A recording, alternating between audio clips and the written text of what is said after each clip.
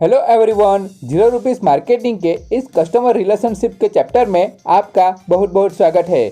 इस लेसन में मैं आपको बताऊंगा कि कैसे हम अपने कस्टमर के साथ बढ़िया से बढ़िया रिलेशनशिप बिल्डअप कर पाएंगे और उनके साथ लॉन्ग टर्म रिलेशनशिप बना पाएंगे। तो चलिए स्टार्ट करते हैं। हाँ, मैं मानता हूँ कि आप अपने कस्टमर के साथ अच्छा रिलेशनशिप रखते होंगे और आप उसमें एक्सपर्ट भी है, पर मैं और भी कई ऐसे पॉइंट आपको बताऊंगा जो शायद आप फॉलो न कर रहे हो और आपका कस्टमर आपसे छूट रहा हो। और मैं आपको कस्टमर रिलेशनशिप की ऐसी टेक्निक बताऊंगा जो आपके बिजनेस को और भी ज़्यादा बढ़ाने में हेल्पफुल होगी।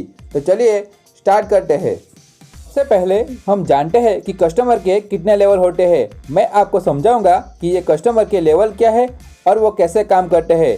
कस्टमर के टोटल 5 लेवल होते हैं, जिसमें पहले लेवल का कस्टमर तब बनता है जब कोई कस्टमर हमारी शॉप से या हमारी दुकान से पहली बार कुछ प्रोडक्ट या सर्विस खरीदता है, तो उसे फर्स्ट लेवल का कस्टमर बोलते हैं। अब आते हैं दूसरे लेवल के कस्टमर के ऊपर, यानी कि हमारा रिपीट कस्टमर। यानी कि कस्टमर हमारी शॉप से या दुकान से दूसरी बार प्रोडक्ट या सर्विस खरीदता है, तो वो हमारा रिपीट कस्टमर हुआ, यानी कि दूसरे लेवल का कस्टमर हुआ। अब कस्टमर का तीसरा लेवल यानी कि तीसरा स्टेज है लॉयल कस्टमर का, यानी कि कस्टमर अब हमसे ही प्रोडक्ट या फिर सर्विस खरीदता है, तब वो लॉयल स्टेज में पहुंचता है।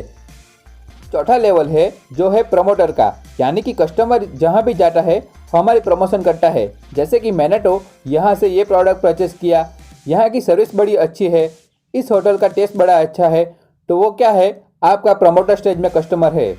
और पांचवा और आखिरी स्टेज का कस्टमर यानी कि एडवोकेट कस्टमर, यानी कि जैसे चुनाव में होता है कि हर कोई अपनी पार्टी को डिफेंड करने में लगा हुआ होता है, उसे बोलते हैं एडवोकेट कस्टमर। अब जो मैक्सिमम बिजनेस होते हैं उनमें उनके यहाँ पर कस्टमर और रिपीट कस्टमर तो होते हैं, पर वहाँ पर लॉयल कस्टमर, प्रमोटर और एडवोकेट नहीं होते। इसके कारण आपकी फ्री की मार्केटिंग कम हो जाती है, वहाँ पर रेफरल मार्केटिंग क्लोज हो जाती है और तब आपको करवानी पड़ती है एक्स्ट्रा मार्केटिंग, यानी कि आउटबाउंड मार्केटिंग, यानी कि न्यूज़पेपर में ऐड देनी पड़ती है या फिर पोस्टर में ऐड देनी पड़ती है और भी कई खर्चे बढ़ जाते हैं, जिसके कारण आपका प्रॉफिट कम हो जाता है और आप लॉस में चलने लग जाते हो। अब आपके लॉयल कस्टमर, प्रमोटर और एडवोकेट कस्टमर बढ़ जाएंगे, तब आपका बिजनेस बिना मार्केटिंग के भी चलेगा और खर्चे कम हो जाएंगे और प्रॉफिट दुगना हो जाएगा। एक एग्जाम्पल के साथ उसे समझते हैं। मान लो कि आपके पास टोटल 10,000 कस्टमर है, उनमें से 5,000 कस्टमर नए कस्टमर यानी कि लेवल 1 के कस्टमर है। अब 3,000 कस्टमर रिपीट कस्टमर है, यानी कि लेवल 2 के कस्टमर है। उनमें से 1,000 कस्टमर यानी कि 1,000 कस्टमर आपके लॉयल कस्टमर है, यानी कि लेवल 3 के कस्टमर है।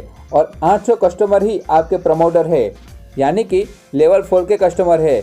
आपको फ्री में प्रमोशन करते हैं और सिर्फ 200 कस्टमर ही ऐसे हैं जो आपके एडवोकेट कस्टमर है, जो आपसे प्रोडक्ट खरीदते भी है, लॉयल भी है, प्रमोटर भी है और हर जगह पे आपके लिए लड़ भी सकते हैं।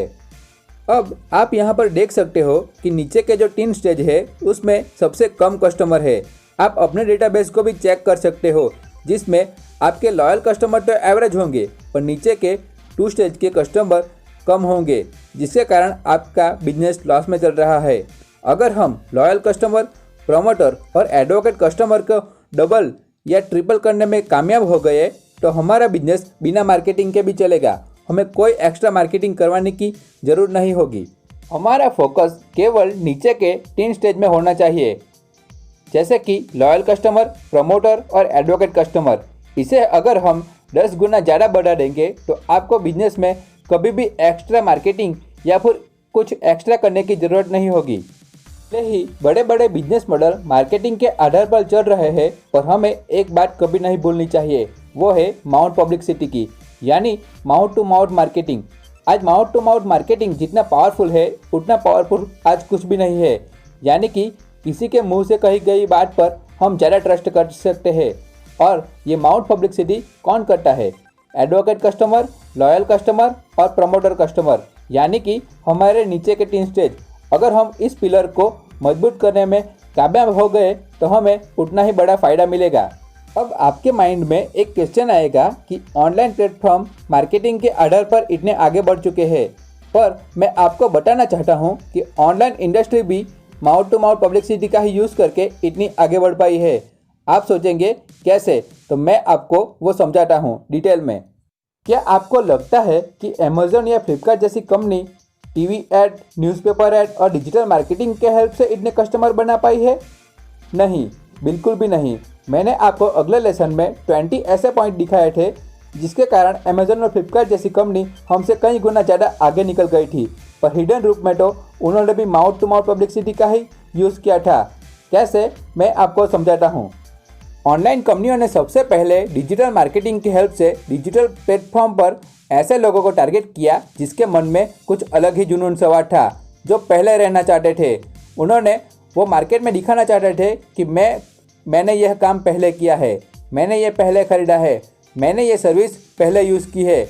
उसको अपना टारगेट बना के अपना कस्टमर बनाने में वो सक्सेसफुल रहे, और वो थे हमारे स्टूडेंट और यंगस्टर।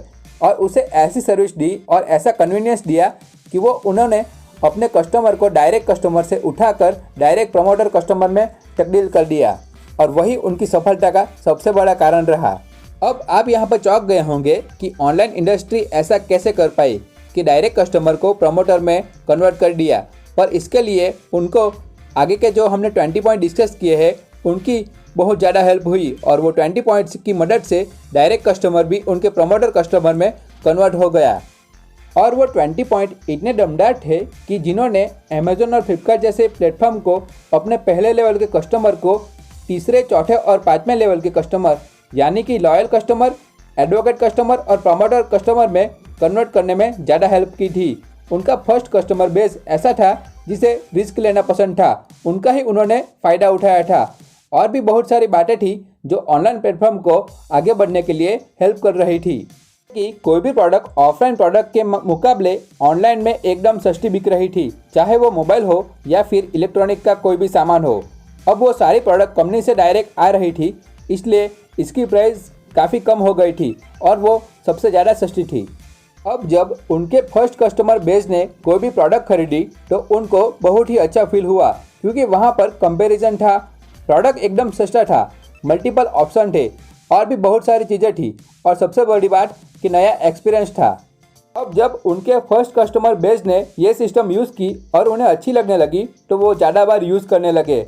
उन्होंने अपने दोस्तों को इसके बारे में बताया, और फिर क्या था, धीरे धीरे उनके दोस्तों ने भी एक बार इसे ट्राई किया, और उन्हें जब अच्छा लगने लगा तो उन्होंने भी ज़्यादा बार ट्राई किया, और जब उन्हें अच्छा लगने लगा तो उन लोगों ने और लोगों को ये बात बताई, और धीरे धीरे करके ऑनलाइन प्लेटफॉर्म काफ़ी आगे बढ़ गए। और आज कितने आगे बढ़ गए हैं ये हमें बताने की ज़रूरत नहीं है। मैं अपना खुद का ही एग्जांपल दूँ तो जब हम कॉलेज में थे तब अमेज़न और फ्लिपकार्ट का सिर्फ नाम सुना था। तब एक बार एक फ्रेंड ने फ्लिपकार्ट से एक ऑनलाइन शूज़ मंगवाए थे। उसके बाद धीरे धीरे 2-3 और फ्रेंड ने ऑनलाइन सेलिंग की। उसके बाद क्या था, हमारा पूरा फ्रेंड सर्कल ऑनलाइन सेलिंग करने में लग गया, क्योंकि कई बार हमें प्रोडक्ट खरीदने के लिए काफ़ी शॉप में घूमना पड़ता था, पर ऑनलाइन में बस ये चुटकियों का खेल था, इसलिए सब ऑनलाइन प्लेटफॉर्म यूज़ करना स्टार्ट कर गए। हम फिर से मेन बात पर आइए तो वो है माउथ पब्लिसिटी। अभी भी mouth publicity one of the best option है मार्केटिंग का, बस आपको उसे यूज़ करना आना चाहिए, और तभी आप 0 रुपीज़ में मार्केटिंग कर पाओगे और आगे बढ़ पाओगे। इस लेसन को बस यहीं पे स्टॉप करते हैं, मिलते हैं अगले लेसन में। वहाँ पर मैं आपको सिखाऊंगा कि हम अपने कस्टमर को लॉयल कस्टमर, एडवोकेट कस्टमर और प्रमोटर कस्टमर के स्टेज में कैसे ला सकते हैं। और अभी आप अपने कस्टमर के डेटाबेस को चेक कीजिए और देखिए कि आपके पास टोटल कस्टमर कितने हैं और इनमें से किस लेवल के कितने कस्टमर हैं। और आप भी सोचिए कि आप अपने कस्टमर को तीसरे, चौथे और पाँचवें यानी कि लॉयल, एडवोकेट और प्रमोटर स्टेज में लाने के लिए क्या क्या कर सकते हो। साथ ही साथ अगर आपको इस 0 रुपीज़ मार्केटिंग के कोर्स से कुछ न कुछ सीखने को मिल रहा है जो बिल्कुल नया है और यूज़फुल है, तो आप हमारे कोर्स को अपने फ्रेंड को शेयर कर सकते हो और उसे इन्फॉर्मेशन दे सकते हो इस कोर्स को बाय करने के लिए। तो thank you, have a good day.